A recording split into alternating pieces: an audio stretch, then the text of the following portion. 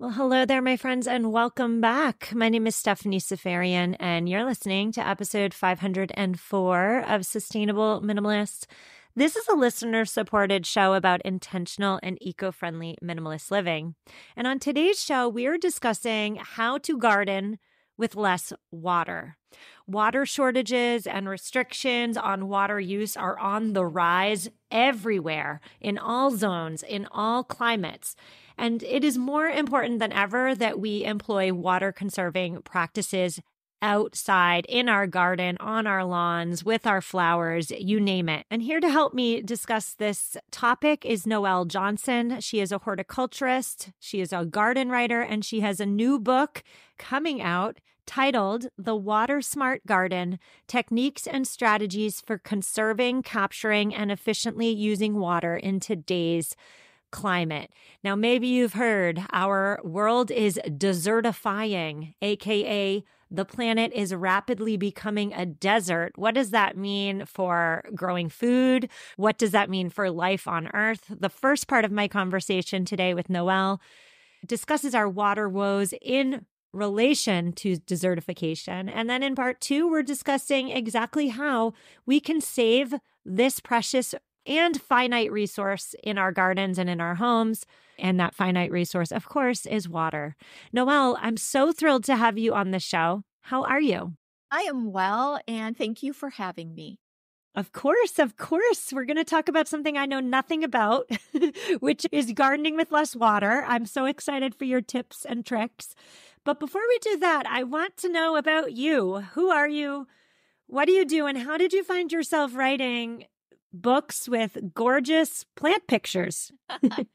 Well, I work as a horticulturist. I have a degree in botany with a concentration in urban horticulture. And my goal has always been to help people create beautiful outdoor spaces and know the tools that they need to create, grow, and maintain them with a lot less fuss, and particularly in challenging climatic conditions that we find ourselves in now. That's a good way to put it. Challenging climatic conditions. I like that. I learned from your book that you grew up in California. And when I hear California, I think droughts. I'm curious as to whether your childhood in California with droughts impacted the creation of your latest book, The Water Smart Garden. And I'm wondering that because I grew up and live in New England, and in the 80s when I grew up, to my knowledge, to my remembrance, we did not have droughts. But these days we do. Every single summer, there's a major drought. So how did droughts in California as a kid influence the creation of your latest book? I have never lived in an area that doesn't experience drought. Even as a young child, I remember being in elementary school and they were talking about the drought and how we had to conserve water. But when they talk about conserving water, it was always about what can you do in the house to conserve water. We didn't really talk about what you do outdoors. It's really shocking when you realize how much water we use outdoors throughout the country. And as you stated, drought is occurring everywhere, off and on, even in areas that you wouldn't expect. I spent 9 days in Minnesota last summer, and they were in the third year of a drought. It's waking us all up. It's not just a California, Southwestern United States issue. It's happening in many places, and rainfall amounts are decreasing, which that could be scary to people. And they think that maybe that means they can't have a beautiful outdoor space. And it doesn't mean that at all. And that's what I feel called to help people understand and give them the tools that they need to create a beautiful outdoor space, but one that is water efficient. You said there, rainfall amounts are decreasing all around, which brings me to my big important question today, which has to do with desertification. Climate scientists, most climate scientists argue that the planet is in the process of becoming a desert. It is desertifying. What does this mean? Why is it happening? So 3-part question. What does it mean? Why is it happening? And what are the consequences? I'm thinking for our food supply, it's not great. It is not. So we are receiving less rain overall. And a lot of that is due to a warming climate. People can disagree on what's causing the warming climate, but it is a fact. It is happening. And we are seeing unusual weather events all over that are becoming more the norm. So we're receiving less rain overall, but our water needs are increasing. Our population is increasing. So in most regions throughout our country and around the world, we're not getting enough water from rain. So we are using water from underground aquifers. That's just a fancy way of saying groundwater, water that has been stored in the ground over a very long period of time. And so we're pumping it out to meet those increased needs. So that is one cause of desertification, which is a very long word. But also what's also contributing to that process is deforestation. With the increasing population, you're having new housing going in, new businesses, stores, things like that. They come in and they take out all the vegetation in an area. And that also leads to that desertification. That, coupled with climate change and lesser rainfall, is affecting all of those areas. While we're taking water up out of the ground to meet our needs that are increasing, we can't sustain this over time because water is not being replaced in those underground reservoirs as quickly as it is being pumped out. So we're hearing instances of some of the aquifers running dry. Land in certain areas, especially California, is starting to sink as that water is being pumped out. Now, one really important thing to keep in mind is that the water we use, household water use, 30 to 70% of household water usage, depending on where you live, goes to the outdoors. It goes to your plants. It goes to your grass. And if you live in an area such as the Northeast, that number's probably towards the lower range, maybe 30, 40%. When you get into drier parts of the country, it could be up to 70% of your household water usage. And the good news is that by making some changes to what you have planted outdoors, you can make a significant difference. So I'm going to repeat back, Noelle, what I hear you saying. You're saying the world is getting hotter and drier. And to compensate, we as in humanity, we are using more water than we have available. So it sounds to me like there's a feedback loop going on, right? The hotter and drier it gets, the more and more water we need and we use on our plants. So is this just a feedback loop that we put ourselves in?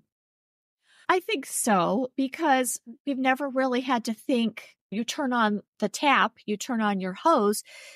In the past, we didn't think very much about where is that water coming from. Now, it's important to note that only 3% of the entire world's water source is fresh water. 2/3 of that is frozen in glaciers. So we have really just 1% available for our use. Global freshwater demand is expected to exceed what's available now by 40% in 2030. So it's not just a dry climate issue, it's everywhere. We have to start thinking about that because these aren't infinite resources, they're finite. We need to start making decisions about what we can do outdoors to enable us to use less water. Well, let's talk about that, Noelle. Your book is titled The Water Smart Garden. It's all about those strategies for capturing water, conserving water in 2024 and beyond. Now, something that I frankly never thought about, I'll be completely honest. I never thought about water quality when it comes to watering the plants. Like after a hot July day, I just want it doused and I usually go to my hose. But in your book, you write that rainwater is better for plants than the water that comes out of our hose. Why is that the case? So all water contains dissolved salts in it. So the water that comes out of your tap, that comes out of your hose, has a certain amount of salts. Rainwater has some salts too, but they are much lower. And just as too much salt is not good for you, it's also not good for your plants. Rainwater also contains small amounts of nitrogen. So we have nitrogen in our atmosphere. And so when the rain falls, it captures some of that nitrogen. So if you've ever gone out in the garden after a rain, you might notice that your plants seem a little greener, a little fresher. Oftentimes that's because they've gotten a little dose of fertilizer that is free. And that's another benefit of rainwater. It is free. It's free for you to use. Those are all wonderful benefits of rainwater. So if you think about your outdoor space, you think of your yard, each square foot of your outdoor space can yield 0.62 gallons of water per square foot with 1 inch of rain, which is a lot. And so we can actually make use of that rainwater by implementing certain strategies to capture it. Yeah, I'm thinking about my kids, my pets, my garden, right? I could serve, let's just go with my pets. I could serve them cheap dog food and cat food, or I could serve them the premium. With my plants, I could give them hose water or rainwater. I want to give my plants rainwater. So how do I capture it? I mean, I know the rain barrel. Is it a rain barrel? You put it under your spout. Tell us about that, but tell us about other ways we can effectively capture rainwater when it falls. And I'm saying when and if it falls in our changing world. Active water harvesting are things such as rain barrels, where we capture water and we hold on to it for future use. And a rain barrel is a very good way to work with that. And again, it connects to a downspout. It collects water from the roof, and towards the top part of your rain barrel, there's a little overflow valve. So once the rain barrel is full, excess water will just pour out of it. What's nice is you can connect your hose to a rain barrel, and you could use it later when there is not much rain and when it's dry. And if your plants need water, you can do it that way. So those are very popular. If you're not going to install a rain barrel right away, you can easily capture rain in buckets. If you hold it under certain parts of your roof where water comes down, or near a downspout that's high enough that you can capture some water that you can use maybe in drier parts of your garden or in other places, because the rain that comes off of your roof, it comes down very fast. Even if you're only getting a half inch or an inch standing in the middle of your yard, but the stuff that comes off of your roof, it's funneled into just a steady stream, and you can actually collect a substantial amount in buckets or something like that you can use later.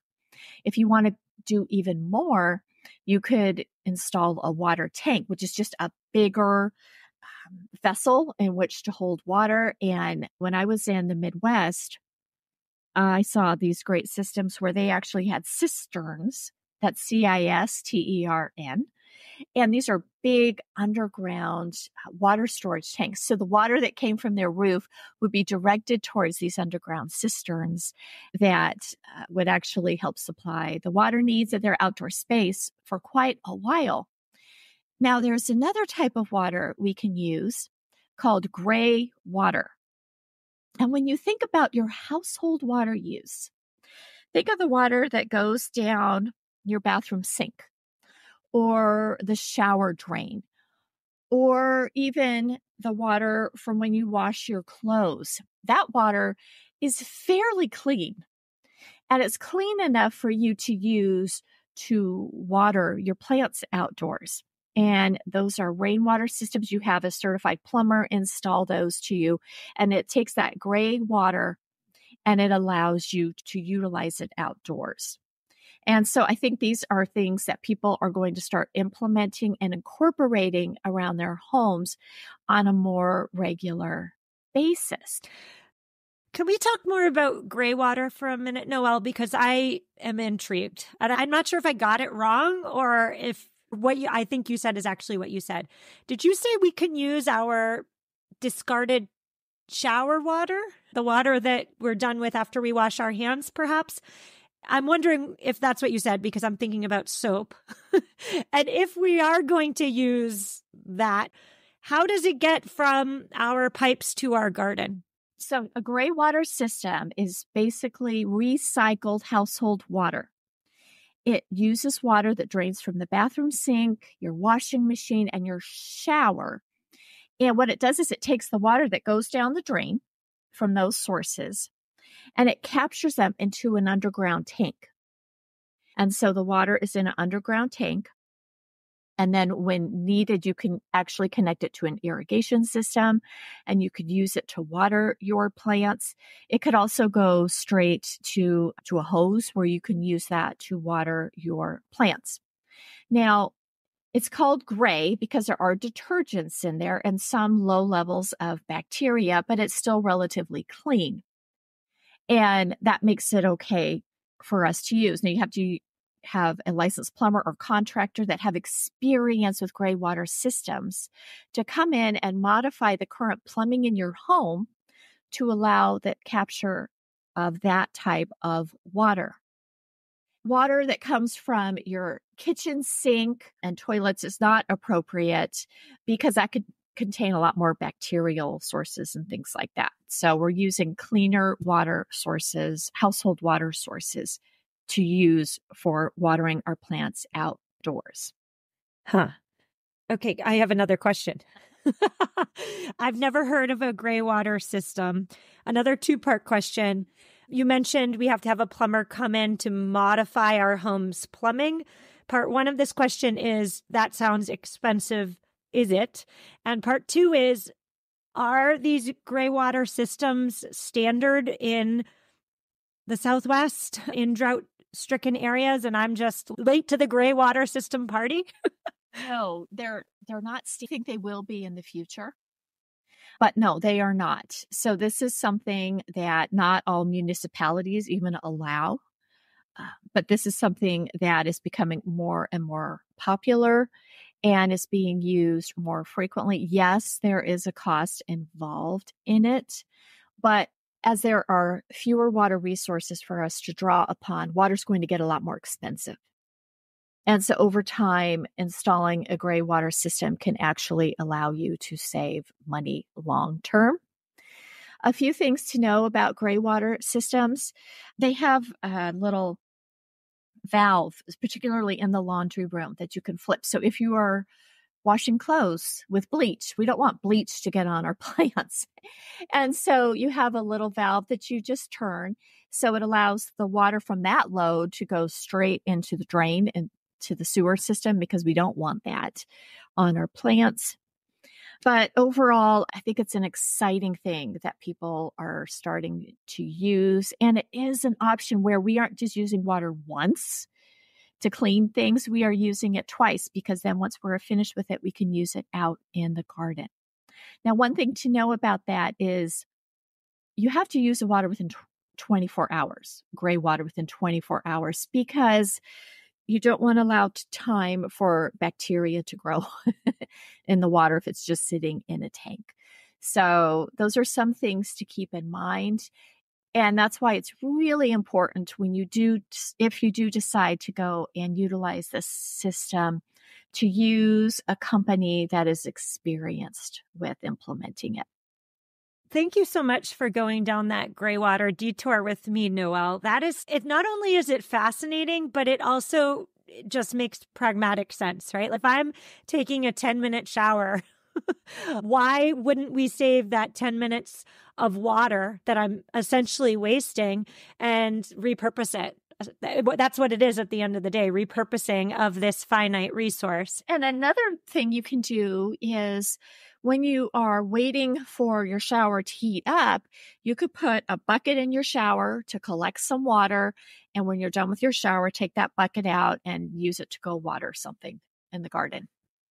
Before we go into your passive rainwater collection methods, I just had one more quick clarifying question. You said that with gray water systems, you have to use the water within 24 hours. Do you have to use rainwater in your rain barrel within 24 hours? And the reason I asked that question is because I do have a rain barrel, but I use it when I feel like it. It's not a scheduled thing. And that's okay because you have dry times of year and we have wetter times of year. So yes, the water can sit in your rain barrel. Now, a good rain barrel will be tightly sealed and there will be no way that mosquitoes can get in there.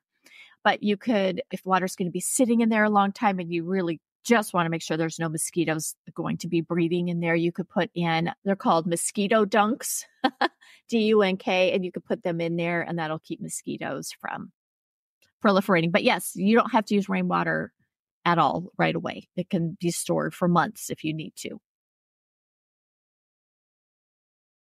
Sustainable Minimalist is supported by Wild. And before we talk about Wild, we have to talk about deodorant. If you're like me, you want a product that works, as in it stops odors, and you want one that's clean. I switched to Wild deodorant over 2 years ago. Yes, that's right, 2 years ago, and I have never looked back. Wild deodorant is made with safe, clean ingredients that contain no harsh chemicals, no talc, no aluminum, no salts, no parabens. And guess what? All their scents smell amazing. Now, I haven't even told you the best part yet. Their deodorant comes in premium reusable cases with compostable refills. Go Wild today with 20% off your first order when you use code SUSTAINABLE20 at checkout. Go to wearewild.com/US and use code SUSTAINABLE20 at checkout for 20% off.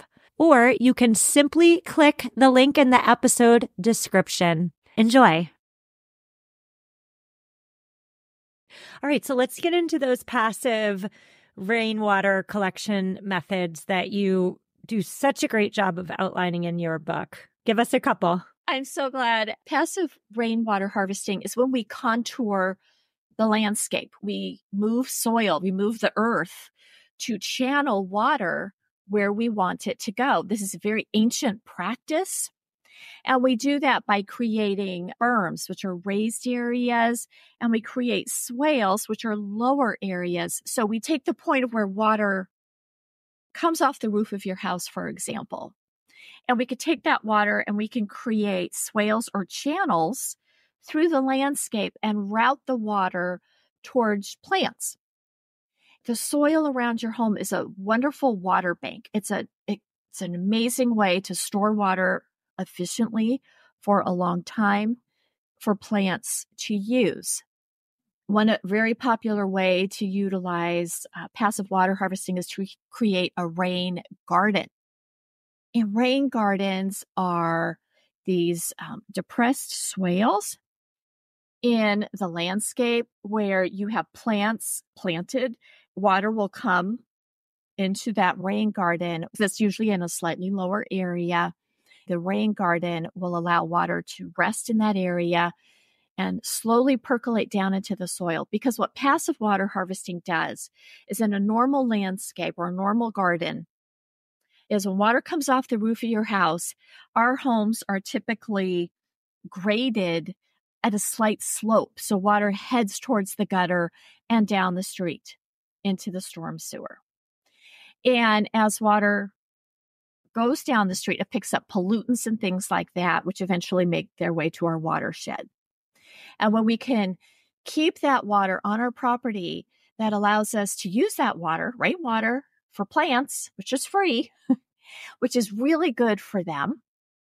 And it helps keep water sources cleaner because we're not sending it down with a bunch of pollutants from the street. Another thing it also does is it allows that water to gradually percolate down through the soil and replenish our groundwater supplies. So there's lots of good reasons to look into creating passive water harvesting systems. Let's say you have a thirsty part of your yard that you are always having to water during the summer. If you can channel the water, have a nice channel of water from the house where the water comes off, maybe your downspout, and direct it to that area, that makes your life so much easier because you're not constantly out there holding the hose on a hot summer day, battling mosquitoes when there are much more important things, or maybe things you'd rather be doing, like relaxing. Yeah. And I'm just going to say, for any listeners who are like, well, I want to know more about these passive water collection systems, I humbly direct you to Noelle's new book. There's so much information there. It's more like a water conservation encyclopedia, perhaps. It's one of those books that you're going to go back to and reference. But I'm just wondering here, I want to talk to you about being water efficient in a vegetable garden, but I also want to talk to you about lawns, because where I live, vegetable gardens are not nearly as common as the lush green lawns. It's a status symbol. It's a thing. It's as statusy as a car or a boat or a second home, at least where I live. What are your thoughts on lawns from a water perspective? I think I know what you're going to say, but I'm just curious. Well, let's talk about lawns, and then we'll go into vegetable gardens. So people are surprised to find out that lawns have only been part of the American landscape since the late 1800s. And it came from Victorian England. And it was something that only the gentry had or could afford to have. Now, once we had the invention of the lawnmower, it made it something attainable for everyday people who wanted to have this beautiful swath of green and be like the rich people. The fact is that we do know that lawns require a lot of water to keep them green and healthy, and then we have to keep the weeds out and fertilize them. Now, the average lawn requires an inch of water a week during the growing season to keep them healthy. And in regions that have plentiful rainfall during that time, you may not need to water it any separately at all. Maybe just rainfall is enough. Now, there are a lot of people out there who are saying lawns are wasteful. We need to get rid of them all. But in the real world, that's not always possible. Sometimes you have to have a lawn. Maybe your neighborhood requires it. Maybe your partner says, no, I'm not taking it out. Or in parts of the country, that's just the normal landscape surrounding everybody's home. So if you think of the average lawn requiring an inch of water a week, let's say your growing season is 36 weeks. That means 36 inches of water a year is needed to water your lawn. Maybe your average rainfall is 25 inches, and that's a lot of supplemental water you're going to need to add to your lawn. So it's helpful to know the facts about lawns. But if you do have a lawn, the good news is there are things you can do to make sure that it's using water as efficiently as possible. So what you can do, number one, is let your grass grow taller. Let it grow to about 3 inches tall. And when you do that, that shades the roots. So it allows them to not dry out as quickly. So you don't have to water as often. And when you mow your grass, only remove the top third of your grass. So we're not mowing it too short, because the shorter your grass is, the more water evaporates from the ground, and it can be very wasteful. Second, if you're going to water your lawn, whether you have a sprinkler system or if you just connect a sprinkler to your hose, do it early in the morning. Because if you do it in the middle of the day when it is warm and hot and the sun is out, you can lose up to 50% of that water evaporates instantly before it hits the ground. So watering early in the morning is really helpful. Then when you water, you only want to water to about an inch in depth. You want to use an inch each time so that you're wetting about 6 inches deep. And you could take a screwdriver after you've watered your grass, stick it in the ground, and it should go down fairly easily to how far the water penetrated. If you haven't watered it deeply enough, you need to add more time to it. You also might want to, you do not need to water your lawn every day. Several days in between watering is advantageous and also lowers the incidence of fungal diseases from occurring. Another thing that people are doing, and I've seen that in many places throughout the country, they're reducing the size of their lawn by removing a portion of the lawn and creating a planting area with shrubs and ground covers, which add height and texture and color. And they're a wonderful resource for pollinators.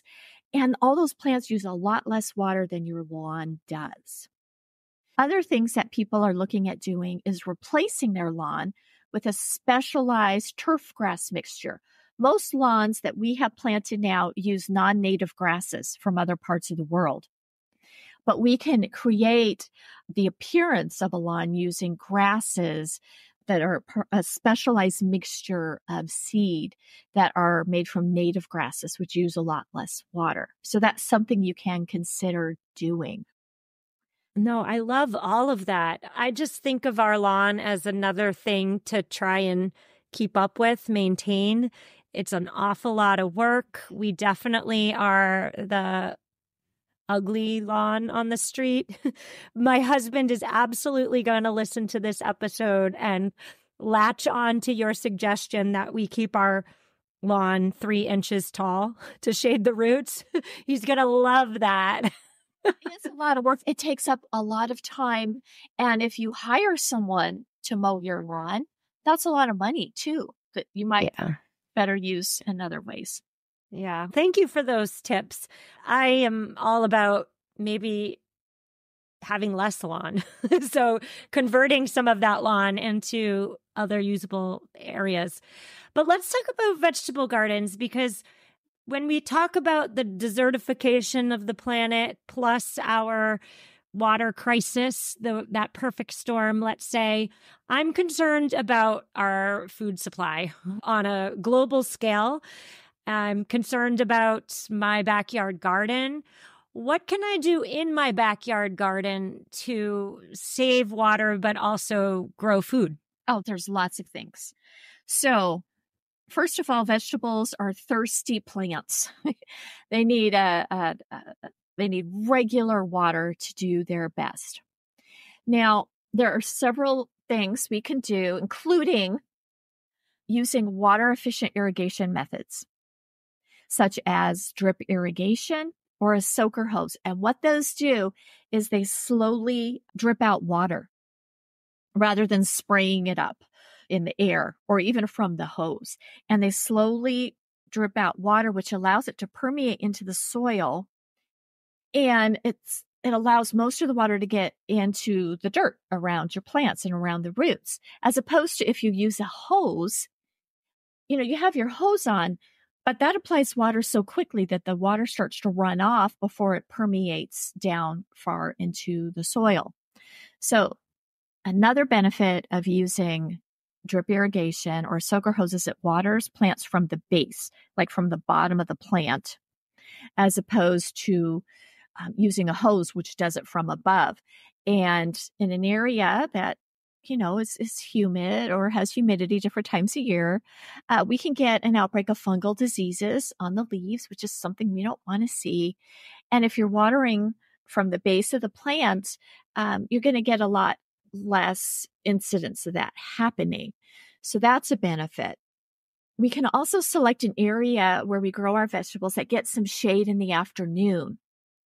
The hotter the day gets, which is usually afternoon when the sun is at its fullest, that's when we lose the most water from plants. Plants lose water from the surface of their leaves and also from the surrounding soil. So if we have shade during the hottest part of day, that can help decrease that. Also, it's very popular now to grow vegetables in a raised bed, meaning you have a bed with usually it's wood and it's set up a little bit higher than ground level. And anytime we grow anything either in a pot or a container or in a raised bed, we're raising it up above ground level. So it's exposed to more of the elements, which means it's going to dry out more quickly than plants planted in the ground. Vegetable gardens that are water efficient are those that are planted where you plant your vegetables in the ground, not in a raised bed. And if you are going to use a raised bed, make sure that it's not a tall one. Make sure that it's one that's probably 12 inches or less in height. That will help with the water efficiency. There's also lower water varieties of your favorite vegetables. With more of water concerns and shrinking water supplies on our minds, growers are working at creating hybrids of vegetables that have lower water needs. So when you are opening up your seed catalog, oftentimes if you're looking at the different varieties of eggplant or squash or whatever kind of vegetable you're wanting to get, oftentimes look for options that might say that they need less water. So those are the hybrids vegetables that are being bred to need less water. But a lot of people want to use heirloom varieties of vegetables, which are varieties of vegetables that have been grown for a very long time. And if you want to grow heirloom vegetables, look for those that originate from drier climates, because that means that they've adapted to growing with less water. And then finally, another thing that we can look at doing are intensive planting methods, where when you are planting your vegetables, we want to plant them very closely together so that you really, as the vegetables grow, you can't see the soil in between, because that keeps the soil from drying out quickly. So we do that by planting them in a staggered pattern so that each plant is equally distant from the surrounding plants on all sides. If you've heard of the popular method of square foot gardening, that's a form of this where you plant several plants close together and it prevents the soil from drying out because it's covered by the leaves of the plants. One other thing that's becoming more popular with vegetable gardening is waffle gardening. And it's really funny. It looks like a waffle. And this was practiced by ancient peoples, Native Americans, where you create these little square-shaped cells where you have this square-shaped swale, and then the edges are higher. And then you have vegetables planted in the lower part. So you can fill the depression with water. It's going to allow the water to go down deeply to the roots of those vegetables. You just gave me my hope back, Noelle. There's plenty innovations and ideas out there, new innovations and age-old wisdom, I think, to help continue to grow food in our changing climate. I'm really relieved, I think is the word, to learn that we're using GMOs in a way that creates plants that have lower water needs, right? I'm glad to hear that GMOs are occurring in that realm. Let's talk about your book before we say goodbye. What is in there that we haven't touched on today? Where and when can we find it? Tell us all of the details. I'm really excited about this book, and it is meant to be a guide. And you can take which part of your garden or which part of the book you want to implement. You don't have to do everything all at once. A good part of the book is how to create a drought-resilient soil so that the soil where you add your plants is going to use water efficiently. One of my favorite parts is container gardening. I love growing plants in containers. Those beautiful flowering annuals that we plant every year, they use a lot of water. But instead, you can grow flowering shrubs in your pots instead.